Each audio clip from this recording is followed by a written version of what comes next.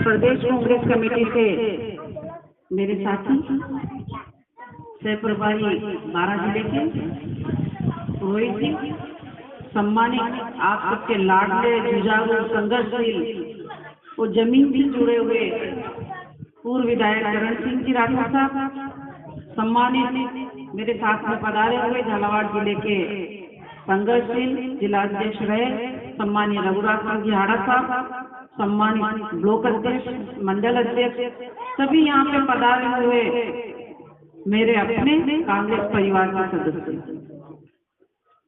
एक बात है करण सिंह जी साहब के लिए कि घायल तो यहाँ हर परिंदा है, घायल तो यहाँ हर परिंदा है, लेकिन जो फिर से उड़ा है वही जिंदा है।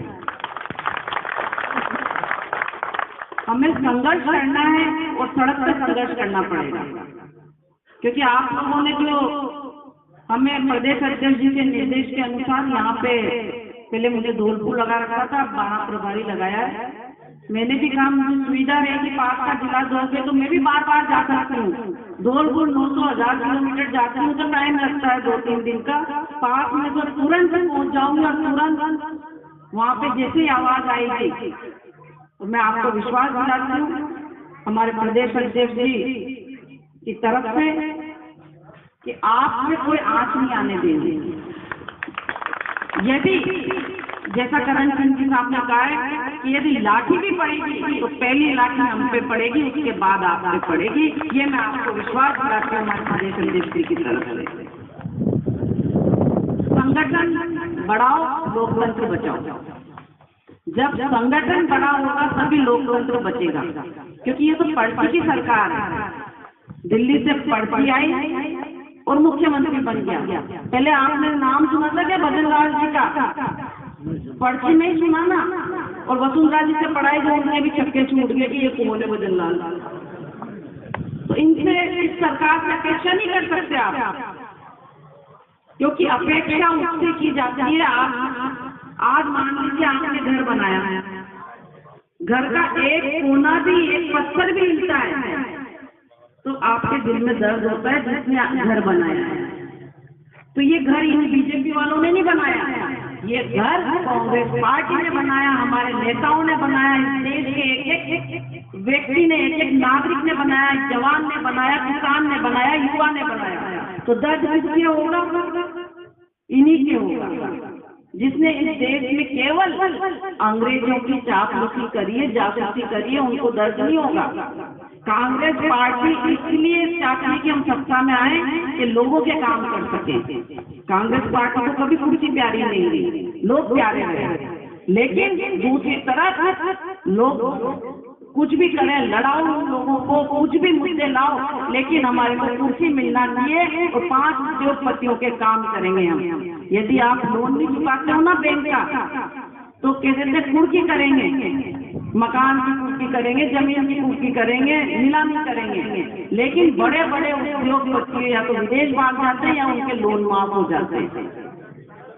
आज किसान को लाइन में खड़ा होना पड़ रहा है खाद के लिए, आज आम व्यक्ति को, आम महिला को गैस के लिए लाइन में खड़ा होना पड़ रहा है। नोटबंदी हुई तो पूरे व्यक्तियों को लाइन में खड़ा कर दिया। ऐसा कभी सुना था कांग्रेस की सरकार में?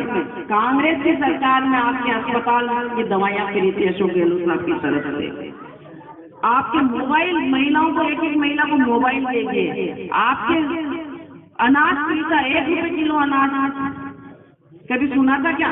जब पहली बार कांग्रेस की सरकार अशोक गहलोत साहब के नेतृत्व में बनी थी 1998 में, जब अकाल पड़ा, लेकिन आप लोगों ने ही कहा कि राम रूठ गया, राज नहीं लिखा।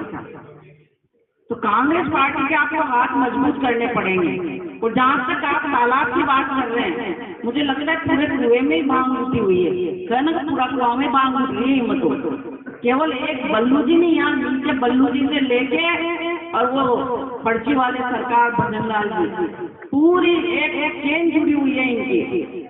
तो हमें इन लोगों का मुकाबला करना पड़ेगा और एक साथ होके, एकजुट होके इन लोगों को हमें लड़ना पड़ेगा, इनसे संघर्ष करना पड़ेगा।